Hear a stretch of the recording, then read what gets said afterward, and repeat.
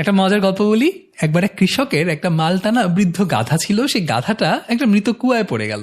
তো কৃষক ভাবলো কুয়াটাও মৃত, পানি ওঠে না, আর এই গাধাও বয়স্ক হয়ে গেছে, এটাকে টেনে আবার নিচ থেকে তুলতে যেই খরচ, তার চাইতে এটাকে পুঁতে ফেলা ভালো, নতুন একটা গাধা কিনে নিব। যেই ভাবা সেই কাজ, সে যেটা করলো একের পর এক মাটি ফেলতে লাগলো। কারণ ভিতরে যদি গাধাটা মরে পৌঁছে যায় সেটার গন্ধ ছড়াবে, তার চেয়ে কুয়াটা যদি পুঁতে দেয়া হয় মাটি ফেলে, তাহলে সব প্রবলেম সলভড আর কি। গাধাটা কি করলো জানেন? সেই মাটির চাঙড়গুলো একের পর এক পড়ছে না, সে গাঝাড়া দিয়ে মাটিগুলো নিচে ফেলতে লাগলো এবং একের পর এক সেই মাটির উপর সে ভর করে উঠতে লাগলো।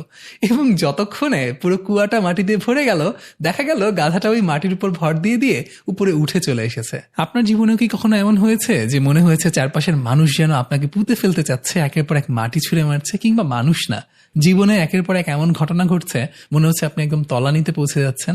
তখন এই গাধাটার কথা মনে করতে পারেন, কিন্তু যেই মাটি ছুঁড়ে মারা হচ্ছে সেই মাটি গা থেকে ঝেড়ে ফেলে দিয়ে সেটার উপর দাঁড়িয়ে সেটাকে স্টেপিং স্টোন বানিয়ে নিজের উপরে আবার উঠে আসার, টিকে থাকার রসদ কিন্তু আপনি জোগাতে পারেন।